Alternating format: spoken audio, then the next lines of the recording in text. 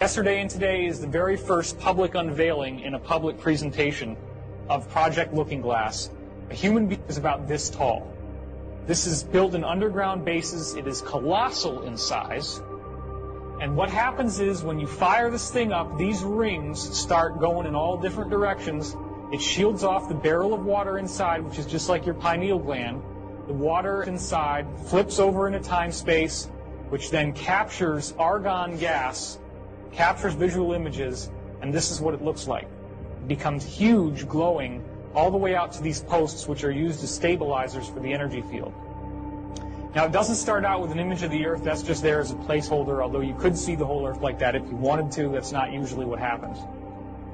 Well, contact, right? We have been given the technology right in front of our faces in the movies. They just don't tell you what it's for. In what? 13 Ghosts? Well, thank you. I'll have to check that one out. Doesn't sound like a movie I'd want to see, but if it's for that, oh, I can imagine.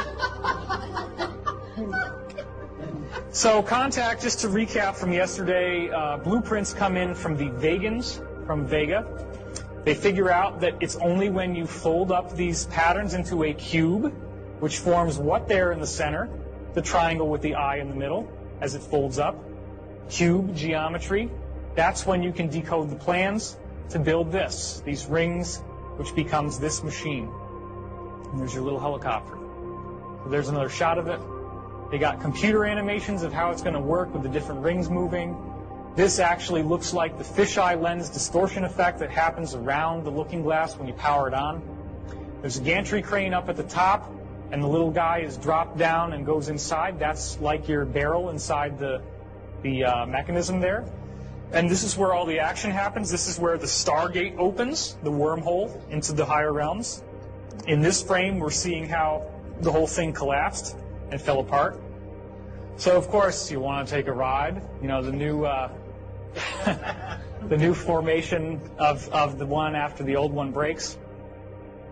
And here we're seeing the new one. Once again, you get a very clear view, and there's your little eye with the rays coming off it, just like the all-seeing eye on the dollar. Not surprising. Here she is. It's even larger than the real one, standing on this ladder, looking down inside. This is the chamber and the chair inside, which we'll see is very important.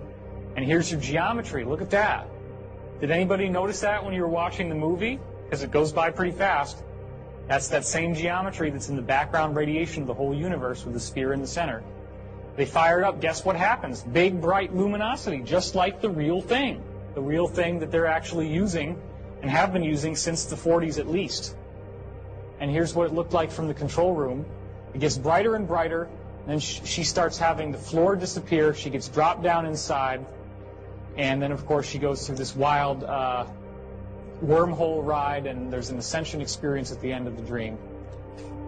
The Iraq War had, to a large degree, the mission of capturing a looking glass technology that was dug up in Sumer, which was originally in the possession of Gaddafi in Libya, which is why they attacked Libya. Gaddafi got rid of it and gave it to Saddam Hussein. Saddam Hussein was using this technology, viewing the future.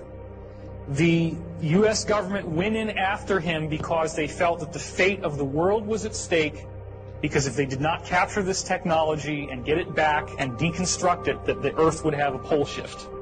But when you actually decipher these letters, it means the doctrine of the convergent timeline paradox. Here's the problem. You look through time with this device, and when you hit 2012, everything goes perfectly white. As you get closer and closer to 2012, starting in around 1980, a very strange thing has been happening when they use the looking glass. There is an interlacing of images. So right now, imagine that if I had this slide on half the time, and then the other half of the time, there was an image of like a face. And if I interlace them slowly, then maybe every second it goes from here to the face to here to the face. Then as it speeds up, it gets faster and faster to the point that if it were complex images, you couldn't make out one from the other because they're flip-flopping so fast. Okay? That's called interlacing, and the frequency of the interlacing gets higher and higher as you go towards 2012. So anytime that they try to look at or they used to try to look because they're not using them anymore, 2009, 2010, 2011, 2012, bam. It's so interlaced that they have a whole server farm of computers just to deconstruct the two images and be able to see what they're looking at in the future. So again, this is what they're using. This is one of the main ones they're using, the Orion Cube as they call it, or the Cube. And also it's being used with Looking Glass. But what's going on with 2012? Well, here's another very interesting thing. We have multiple parallel futures that we can choose. And 2012 literally does represent create your own reality time.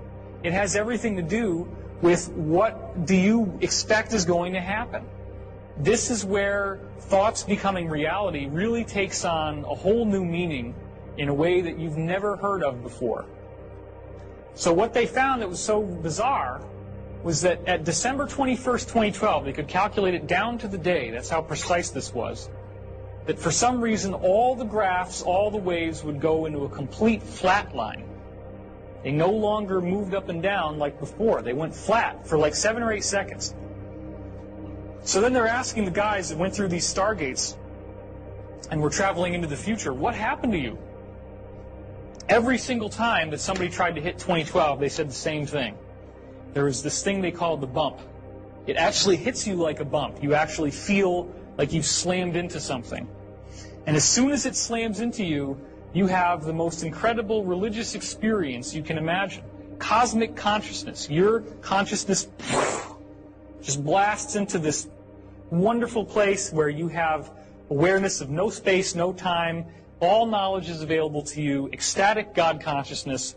You could be the galaxy. You could be a subatomic particle. You can go everywhere, do everything, and there's no sense of it ever ending. So when it finally stops, you just can't even believe that you're back to who you were before. Like what happened to Jodie Foster? Exactly what happens to Jodie Foster in Contact. So, Is that the moment of no time? That's the zero time, yeah. And Daniel doesn't agree with me on this, but I believe that 2012 is our zero time reference. And when you hit 2012, everything goes perfectly white.